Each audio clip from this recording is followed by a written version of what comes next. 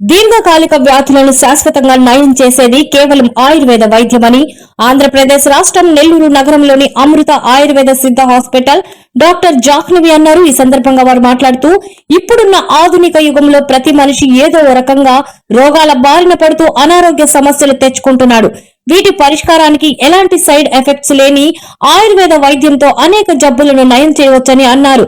ఆంధ్రప్రదేశ్ రాష్ట్రంలో నెల్లూరు, వైజాగ్ నగరాల్లో మా బ్రాంచుల ద్వారా అనేక మందికి వైద్య సేవలు అందిస్తున్నామని అన్నారు.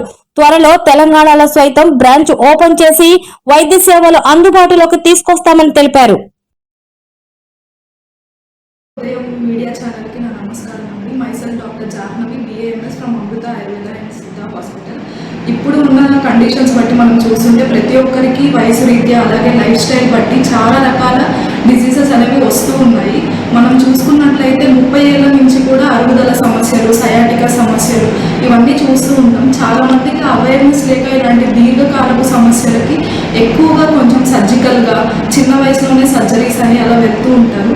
సో అలాంటి అవసరం లేకుండా ఇలాంటి దీర్ఘకాలపు సమస్యలు ఏవైతే లైఫ్ స్టైల్కి రిలేటెడ్ ఉంటాయో అవన్నీ మనము చిన్న చిన్న మార్పులు, అంటే మన లైఫ్ స్టైల్ చిన్నగా మార్చుకుంటూ అలాగే రోజువారీగా పంచకర్మ థెరపీస్ చేయించుకుంటూ ఆయుర్వేదిక్ మెడిసిన్స్ వాడడం వల్ల సర్జరీ వరకు లేకుండా కూడా మనము ఇలాంటి సమస్యలన్నీ పూర్తిగా పరిష్కారం తెచ్చుకోవచ్చు.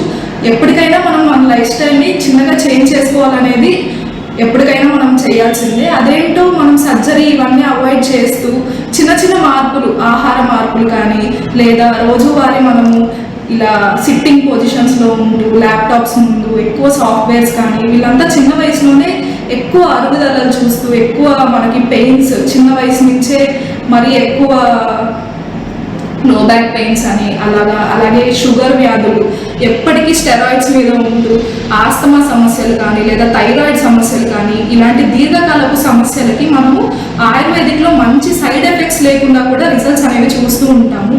దీంతో పాటు మనకి పొద్దున్న లేచినప్పటి నుంచి నైట్ వరకు కూడా ఇంతకు ముందు కాలంలో మనం చూసుకున్నట్లయితే ఇప్పుడు మనం పంచకర్మ థెరపీస్ ఏవైతే చూస్తున్నామో అవి అభ్యంగం కానీ లేదా నస్యం కానీ ఇవన్నీ ఒకప్పుడు మన ప్రొసీజర్స్ లాగా ఇంతకుముందు మనము ఇవన్నీ ఫాలో అయ్యేవాళ్ళం. సో అవన్నీ మనము ఇప్పుడు కూడా ఆయుర్వేదిక్ పంచకర్మ థెరపీస్ చేయించుకోవడం వల్ల బాడీ డీటాక్సిఫికేషన్ అవుతుంది లేదా బాడీ ఏమన్నా రీజువినేషన్కి కానీ వీటన్నిటికీ కూడా మనకి పంచకర్మ థెరపీస్ అనేవి చాలా బాగా ఉపయోగపడతాయండి.